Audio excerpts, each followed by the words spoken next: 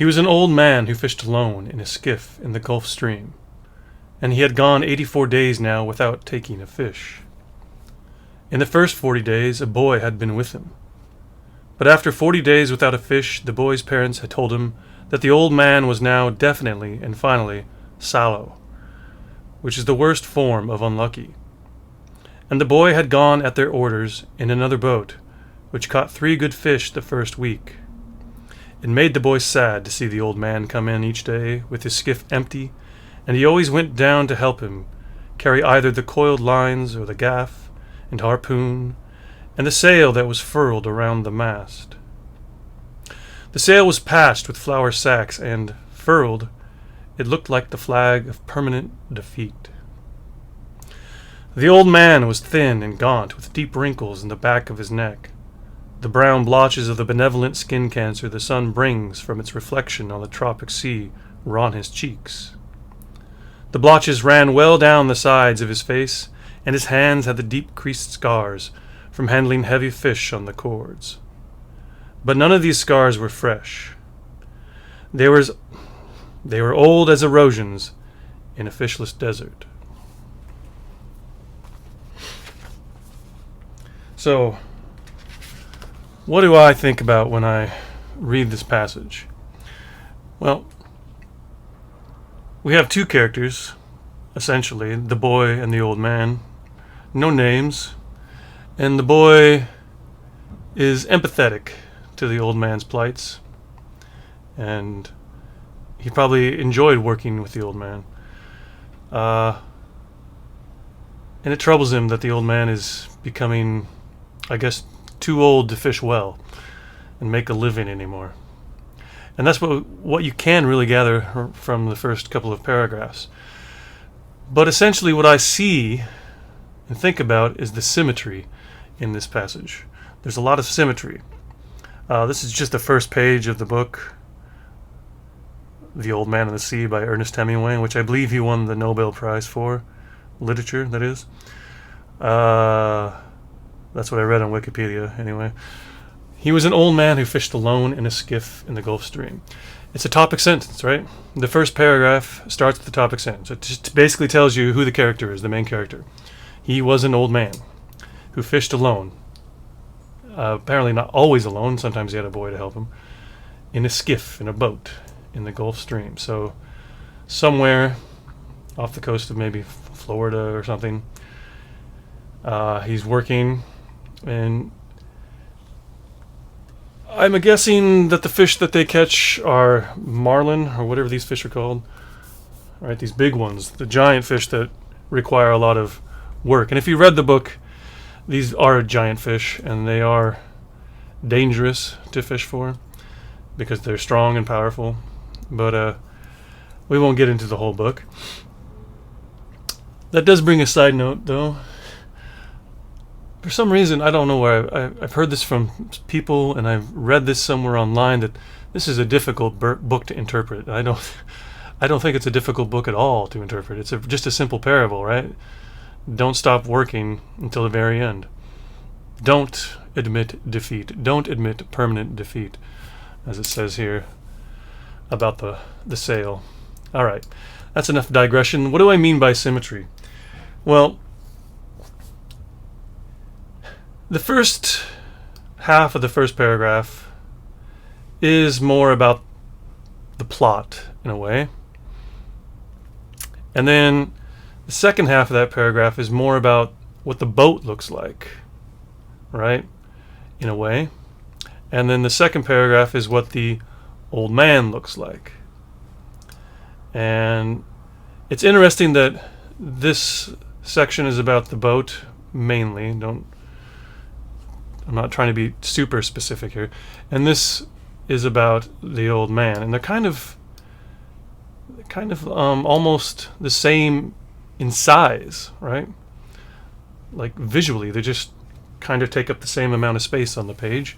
There's a symmetry there, and they're put right next to each other.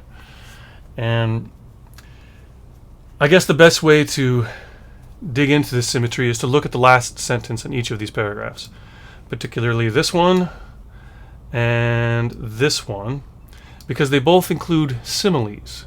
each paragraph ends on a simile. The first paragraph ends on a simile that describes what the sail of the boat looks like. And the second paragraph ends on a simile that describes what the scars on the old man look like. Okay? So if you don't know what a simile is, we can briefly go over that. A simile is essentially a comparison between two things that are not similar. And this is done with either using the word like to make the comparison or the as blank as structure to make a comparison. And you will notice that because Ernest Hemingway was a good writer, he had some variance. Even though he created this, it's obviously intentional that he has each of these paragraphs end in a simile, and you'll notice the more we talk about it. This one in particular uses the word like, okay? And then this one uses the old as, or as old as blank as, you fill in the blank, construction. So these are similes. And even the structure of the simile has some symmetry going on. We use a pronoun here. It looked like the flag of permanent defeat. So whatever it is, we don't necessarily know, is being compared to the flag of permanent defeat, which I guess is surrender, right? The white flag. Unless there's another flag of permanent defeat, I don't know. I'm not 100% sure about old battle flags that were on ships, but I'm assuming it's the white flag. And then this simile also begins with a pronoun, they. Both of these are indeterminate pronouns, really. They just kind of refer to almost anything if you want. And it is singular, they is plural, typically. They were as old as erosions in a fishless desert. So, all right, so let's start highlighting some of this stuff so we don't forget. Like, we begin these similes with pronouns. We'll keep these in yellow. And then we can underline the simile word or structure, like, as blank as. And then the next thing I want to look at is the thing that is being compared. Not necessarily the pronoun, we'll get back to that, but what is the pronoun being compared to? In the first one, it's being compared to the flag of permanent defeat. This is not exactly specific. It's kind of metonymic or synecdoche, one of those two. Don't quote me on which one it is.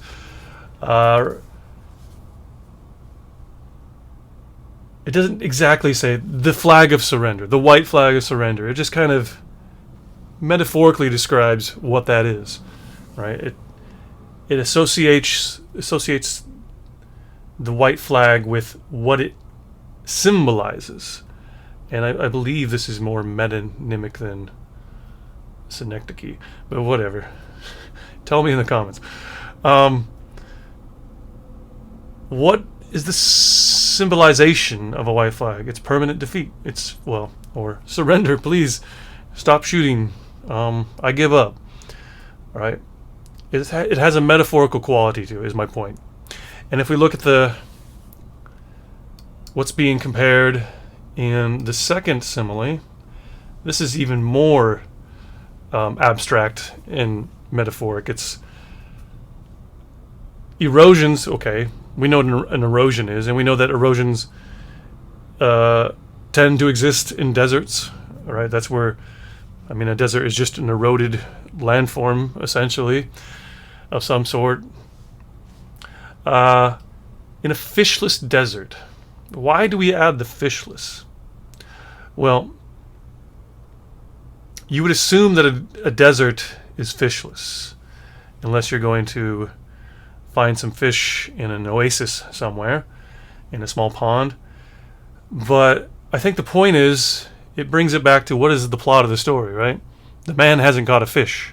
So even though it's kind of metaphoric and kind of abstract, a fishless desert, it does have a quality that brings it back to the character of the old man and the plot of the book. So even the comparisons that are being drawn here use some strange language. It's very symmetrical, right? So we'll highlight that. And then we can get into what the pronouns are. What is it? What is they? It is the sail. If we read back here, this is the antecedent of this pronoun. The sail was patched with flour sacks, and it looked like the flag of permanent defeat. Let's just put that in yellow so we remember that it is the sail. The sail looked like the flag of permanent defeat. And as far as I remember or can tell, most sails on ships and boats are white to begin with. At least in my experience, they are. So it kind of makes sense in a way to make, for Hemingway to say the flag of permanent defeat rather than the flag of surrender, because the flag of surrender just automatically brings up the association of white, and a sail is white, and that's almost too easy, right? That's the easy way to think about this. So he probably thought about this. I mean, this is the first page, and an author should think about the first page constantly, always going back to it. And he probably thought about this comparison deeply, and he figured, why would I say a white flag? Why would I say a white sail? That's too easy. That's what the Joe Schmo writer would do, right? I want to push it as far as I can push it and still have it make sense to the reader. And Hemingway, his style was definitely straightforward. I mean, that's what he basically is most known for. He took all the modernism of, let's say, well, James Joyce and Virginia Woolf, and just said, that's too complex for the average reader. Let's just make something straightforward, but also beautiful, if it appeals to you. Just make the language more terse, more straightforward, more invested in telling the story rather than painting a picture. And essentially, he has invented the contemporary style. I don't know if he invented it, but him and other authors of his ilk in the 30s and the 40s, they really just did away with modernism and basically, put this style to the forefront of what contemporary literature is. And it hasn't changed much since then. I mean, there were patches here and there if you studied English literature, like postmodernism and that thing in the 80s. What was that called? It was something where people wrote with as few words as possible or something like that. I don't know. This is what people read when they read Harry Potter. This is what people read when they read Jurassic Park. I mean, this is the style. This is the style of Dan Brown, every generic genre, Stephen King, the Lord of the, or not, I was going to say the Lord of the Rings, not that. The Game of Thrones, right? This is the style. This is the style that everything is written in today. It might even be more straightforward today than it is, let's say, in Hemingway. But this is the turning point in the way literature and modern language was written down for stories. Before that, it was a lot of clauses. I mean, this is pretty clause heavy. There's a lot of tricks here, especially in this particular. I'm digressing, but in this particular, well, this whole sentence, right? I mean, this is one sentence. Do you see a comma anywhere? No, but there are a lot of clauses that are connected with conjunctions, and, or, and, yeah. And this use of a lot of conjunctions without like commas is called polysyndeton, something like that. It just essentially forces the reader to kind of like herky-jerky their way through the sentence. When I read it, it's hard to read. It made the boy sad to see the old man come in each day with his skiff empty, and he always went down to help him carry either the coiled lines or the gaff and the harpoon and the sail that was furled around the mast. That's a mouthful. I mean, you can't really do it in one breath. You have to. I mean, you'd have to practice. But I mean, Hemingway kind of, and people like this, that use this style, they did away with all the elaborate clauses, like beginning sentences with the dependent clause, followed by another dependent clause, before you got to the main clause. Like putting the subject at the beginning of the sentence and burying the verb like 3 clauses away at the end of the paragraph. It just, that was very much of the 1800s and early English literature. And then we had modernism, which was just a whole other thing. And then this. And with that, the symmetry itself is very just straightforward, isn't it? I mean, as I look at this on my screen, it's just the things I have highlighted and the things I have underlined, they just look the same. It visually looks simple. And there's a beauty in simplicity, right? There is an appeal to simplicity in simple things. It kind of, I mean, I love stuff with more intricacies, but I get the appeal. I'm not a huge fan of Hemingway, but I get the appeal. Okay, now the sail itself is attached to the boat.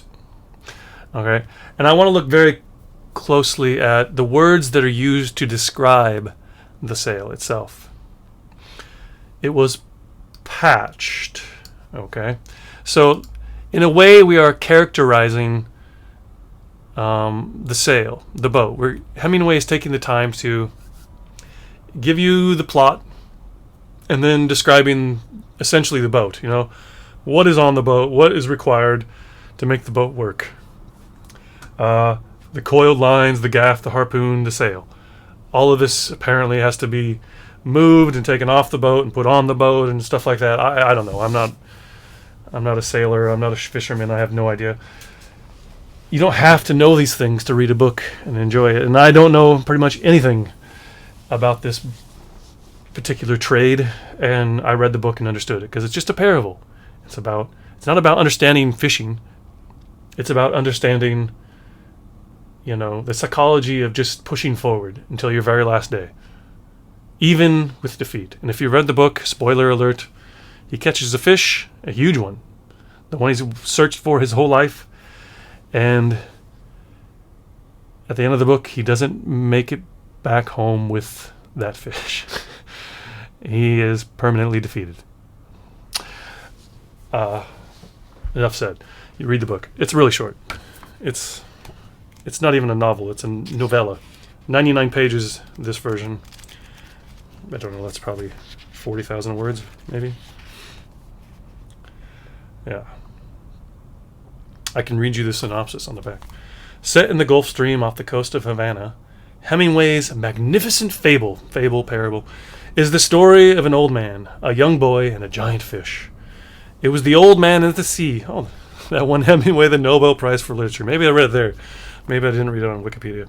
Here, in a perfectly crafted story, lots of symmetry, is a unique and timeless vision of the beauty and grief of man's challenges, of man's as in humanity, challenge to the elements in which he lives.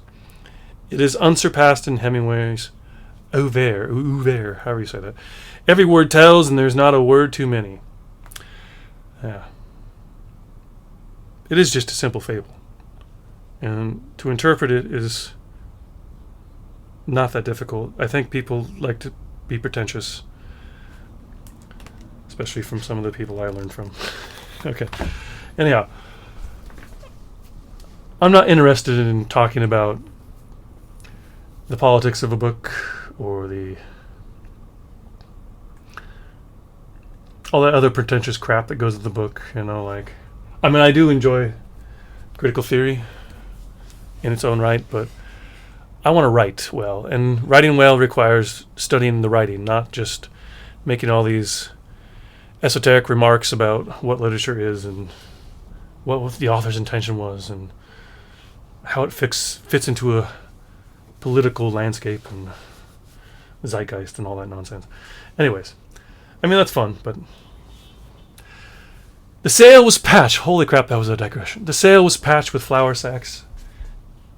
Okay, let's think about what a sail looks like. Let's just pretend this one's square and that a flour sack, I mean, that's usually like a brown, probably brown, especially when this book was written. I mean, flour would come in like a burlap sack, most likely. And the old man has used this sail and this boat so long that he had to patch the sail with flour sacks, burlap sacks. It would just look kind of blotchy, and I use that word in particular. Blotchy and kind of well used, right? It's like putting a patch on a pair of jeans or something.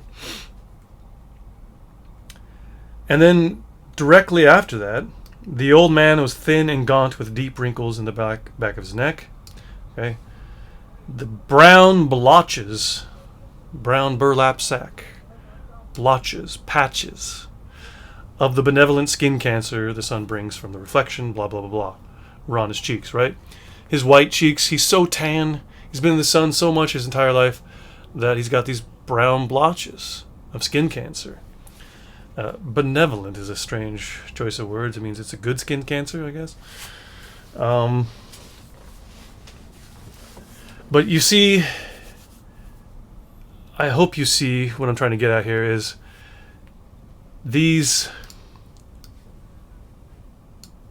symmetrical use of the similes and the placement of, the juxtaposition of describing the boat and then followed by the man is intentional. It creates this symmetry. It creates a comparison that is deep, right? It's not just telling you one thing and then doing something else. It's considering what has been said and adding more to it while talking about something different, right? It describes the ship in a certain way that is not necessarily obvious to the reader when they keep reading that it's also a description of the man, but it's like intuitive. Because it's so well crafted, it becomes intuitive. You start to realize that the old man and the boat are like the same character, right? You can almost think of the old man and the boat, or the boat as an extension of the old man, or vice versa. Maybe the old man is an extension of the boat. So he epitomizes or looks a lot like his boat, and the boat looks a lot like him. It's brown, blotchy patches here and there, right? Just goes on about the blotches until it gets to the scars from handling the fish cords and stuff. And if you read the book, it really does a number on his hands catching the fish. But he's had these his entire life. They're not fresh. They were as old as erosions in a fishless desert, these scars. Right, I guess that brings us back to what I wanted to talk about a long time ago. What does this particular pronoun refer to? It is these scars. The scars from handling the fish cords, the fish lines. The scars were as old as erosions in a fishless desert. The scars on his hands. Right? I'm trying to visualize what that means exactly. I mean, I guess you'd have these scars on your hands from the line, and they would just be so deep creased in your hands that they would look like erosions in a fishless desert. I suppose that kind of makes sense, right? When you think about like maybe the erosion of a riverbed in a desert or something, it's kind of got like these lines to it, like almost like a Grand Canyon on your hands. All right, it's just kind of these deep crevices. It's like flat land, and all of a sudden it just drops off into this deep gorge, this deep canyon. It's that kind of thing. Like, you'd have a normal hand, and then, where that line has been cutting away. That fish line has been cutting away at the palm of your hand for, I don't know, probably 84 years. If you're clever enough, you would realize that this is also a way to describe how old the man is. Right? You don't have to tell the person how old the man is exactly. If you can do it. Okay, I know I'm drawing, like, going out on a limb here and drawing a kind of baseless conclusion. But if I were going to get into the mind of Hemingway, this is how I would go about describing how old the man is in terms of age without actually telling you. If you read it again, he was an old man who fished alone in a skiff in the Gulf Stream, and he had gone 84 days. What about 84 years of life now without taking a fish? I mean, and if you want to go a little deeper with this idea, think about it this way. Until you're about 40, maybe, in Hemingway's time, because people didn't, they aged a lot faster, a lot of drinking and smoking. The first 40 years would be like your prime, right? Your most peak work. And you could almost think of the boy as not necessarily real. You could think of the boy as the old man in the past. And think, if you read it this way, think about it as I read it. He was an old man who fished alone. But I thought there was a boy that helped him. In a skiff in the Gulf Stream, and he had gone 84 days now without taking a fish. In the first 40 days, in the first 40 years, a boy had been with him, a young man, right? He was a young man. It's like a metaphorical way of saying, in the first 40 years, he was that boy. He had strength and vigor, and he could just fish nonstop. I mean, there is a boy in the book, but it works on different levels, right? That's the point of literature. It has to work on different levels to be good. And I'm digging into the subtext now. Right? Because these characters are never given names, you can kind of assume that they're one and the same, and that it's almost like he was the young boy at a time, and he was looking up to an old man and helping an old man and learning the craft and the trade of fishing for marlin. And it's kind of this cyclical process, right? Storytelling is a cyclical process. It's the passing on of stories generation to generation, at least in the oral tradition. I mean, that's how people used to learn. That's what a myth is, right? It's a culture's history tied up in story. And that's how parables work. That's how Jesus told stories in the Bible. I mean, that's what fables are, fairy tales. They are oral tradition passed on from generation to generation. Sirens. I must be telling a lie. The police are after me. Okay. So think of the boy not necessarily as just a standalone character, but also the old man. It's like his inner strength. It's what keeps him going as an old man, is that remembering what it was like to be successful, to catch fish all the time, and having, the strength and conditioning to do so. I don't even remember what I was talking about. I think I was talking about scars, and I got into this about the age.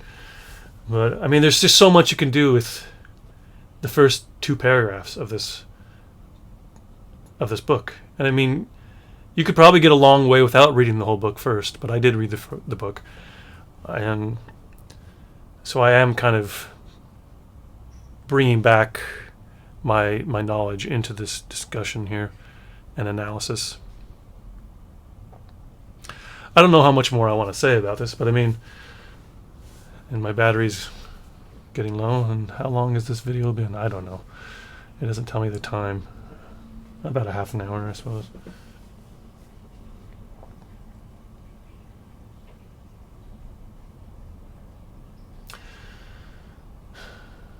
Yeah. Symmetry. Symmetry. Hemingway used symmetry. Take care.